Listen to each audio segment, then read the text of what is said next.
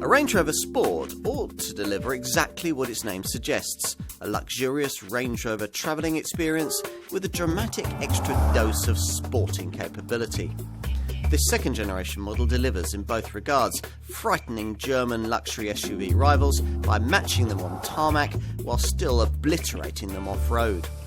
Continual enhancements to the lineup have brought fresh engine options and more sophisticated media connectivity as part of a series of improvements that have created the revised model we're going to look at here.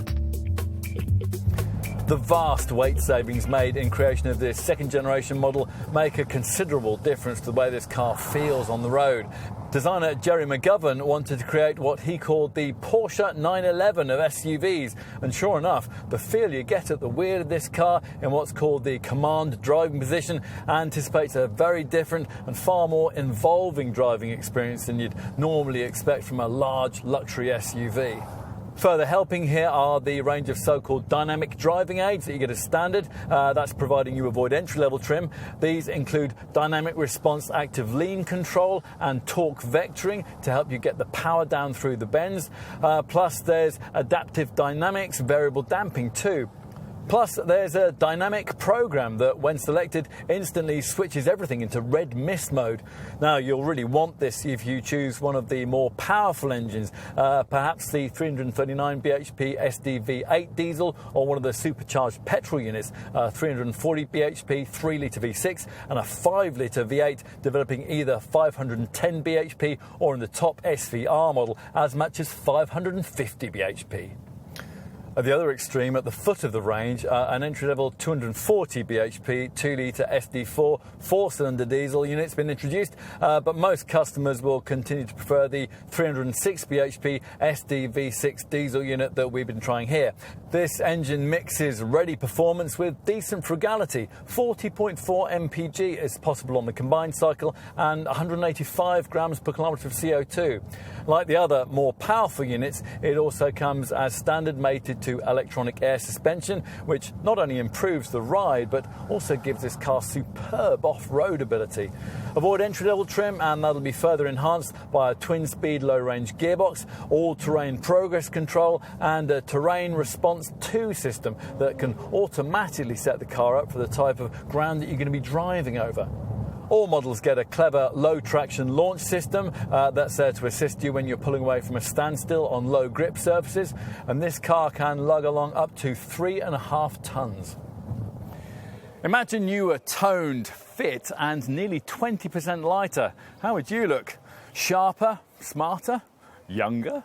This car certainly does in comparison to its boxy, heavy, first-generation pre-2013 predecessor. The faster windscreen angle, the streamlined profile, and the sloping roofline make it properly sleek and contemporary, as it should be, a Range Rover Sport for the modern era, but recognisably a Range Rover Sport. The clamshell bonnet, the floating roof, the powerful wheel arches, and the side fender vents that have always defined this model are all present and correct. So, let's take a seat inside. The famous command driving position seats you a tad lower than you would be in a Range Rover, plus the more compact, thicker rimmed wheel is smaller, the upright gear stick is more purposeful, and the centre console's higher. Perhaps that last point is the most significant one because it positions the controls closer to you, creating a cocooning feel for the front seat occupants. Racy then, but still regal too.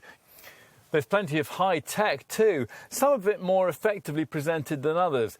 It's hard to dislike this 12.3-inch TFT instrument screen that offers lifelike digital facsimiles of the usual rev and speedo gauges. Less clear and intuitive are the buttons on the steering wheel, which control a range of electronic options in the instrument display. You'll need to spend some time with your nose buried in the instruction manual to figure out both these and the main infotainment system, a 10-inch In-Control Pro Centre Dash touchscreen. Settle yourself into the rear, and if you're familiar with the fully fledged Range Rover, you'll find that a place in the back of this car is nearly as nice. The high-mounted seats are firm and supportive. As an option, it is possible to order this car with what Land Rover calls 5+2 seating. In other words, an extra third row bench.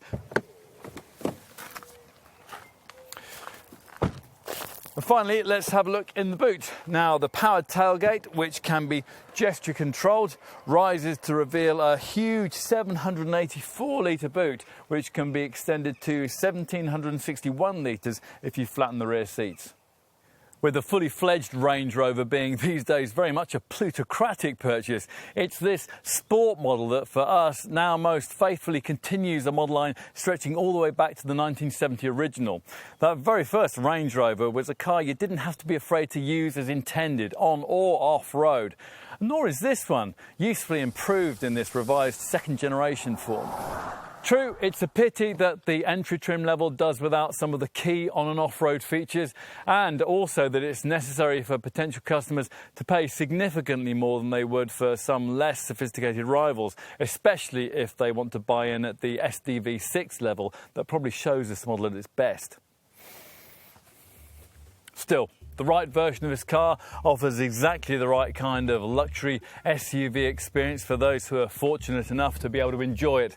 And it delivers a Range Rover Sport that is in almost every respect a proper Range Rover. I mean, be honest, you'd like one, wouldn't you?